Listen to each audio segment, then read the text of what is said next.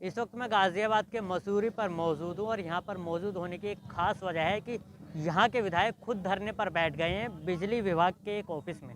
आखिरकार क्यों, इसके लिए हमारे साथ खुद विधायक मौजूद हैं। असलम चौधरी जी बीएसपी से विधायक हैं, इनसे जानते हैं आखिरकार क्यों इन्हें बिजली विभाग में धरने पर बैठना पड़ रहा है। जी बताइए।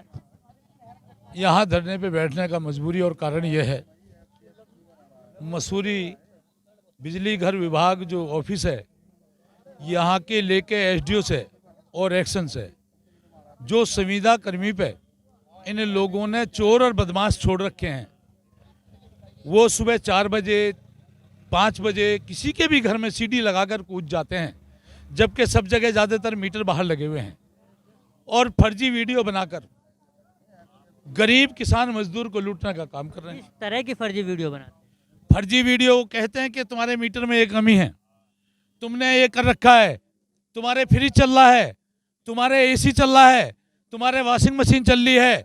जब आदमी ने कनेक्शन ले रखा है, अपना बिल पे कर रहा है 2 किलो वाट की पे, या तो ओवरलोड हो या चोरी का तार पड़ा हुआ हो तो कार्रवाई की जा सकती है।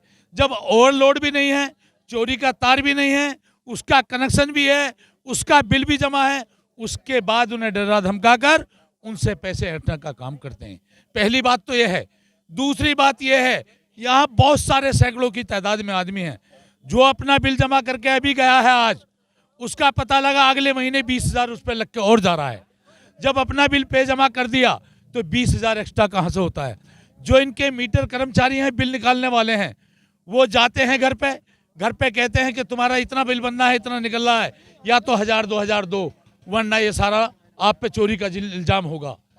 ये इसके साथ साथ यहाँ बिजली घर बना हुआ है, एसडीओ यहाँ पोस्ट है, एसडीओ जई जब यहाँ पोस्ट है, किसी की कोई दिक्कत परेशानी होगी, मीटर खराब हो गया, उसकी एप्लीकेशन लगाने के लिए, अपने बिल को दुरुस्त कराने के लिए यहाँ आएगा।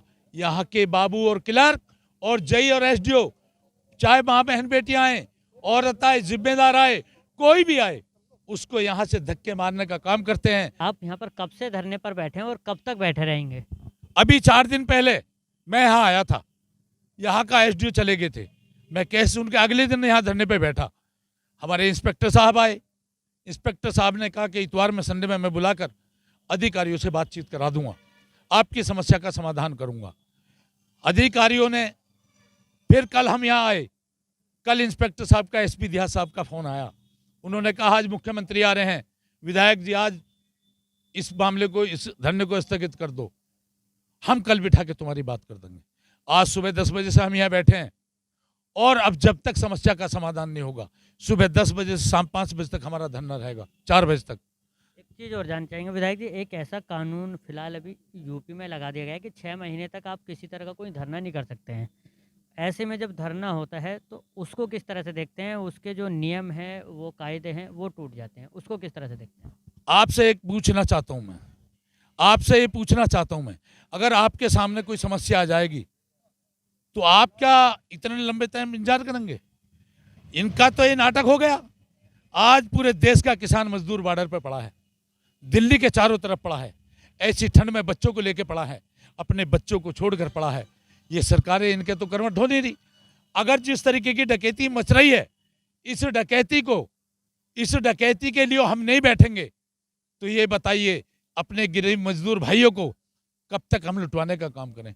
पिछली 1 साल से तो वो आतंक मच रहा है इनका, संविदा कर्मियों का। आपके बड़े बड़े किसानों पे ओडी नहीं मिलेगी, आपके बड़े बड़े छोटे मीडियम जो फैक्ट्रियां चला रहे हैं उन पे ओडी नहीं मिलेगी। इनके संविदा कर्मियों पे ओडी गाड़ी हैं, सारे हाथों में अंगूठियां सोने की, हीरे की भी हैं, तो इनके बाप का माल नहीं है।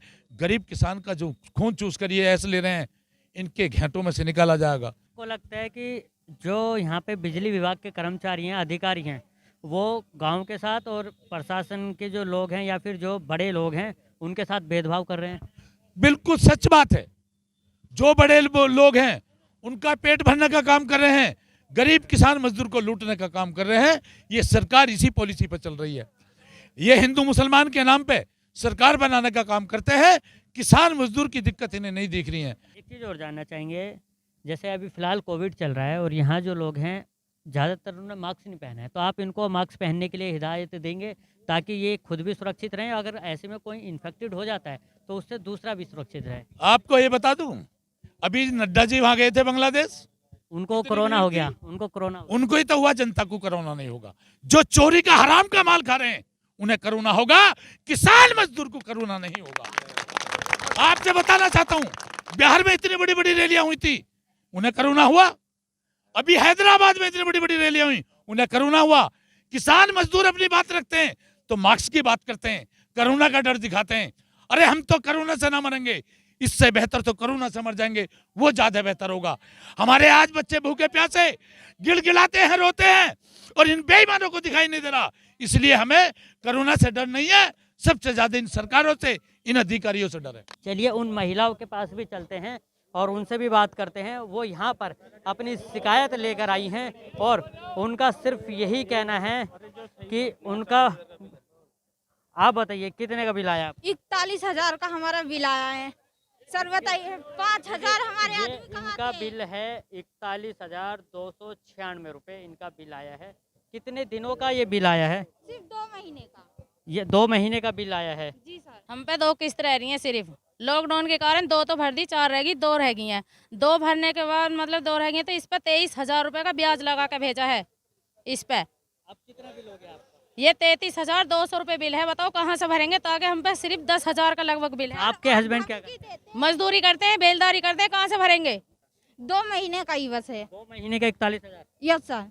तो देखिए ये गाजियाबाद के मसूरी के गांवों का हाल है, जहां पर ब्याज लगा के भेजा बिजली विभाग के लोगों की लापरवाही कहिए या फिर जानबूझकर की गई जबरदस्ती कहिए, जिसके चलते यहाँ के लोग बिजली विभाग से बेहद ही ज़्यादा परेशान हो गए हैं। गाजियाबाद से जितेंद्र गौतम, लोकल वोकल।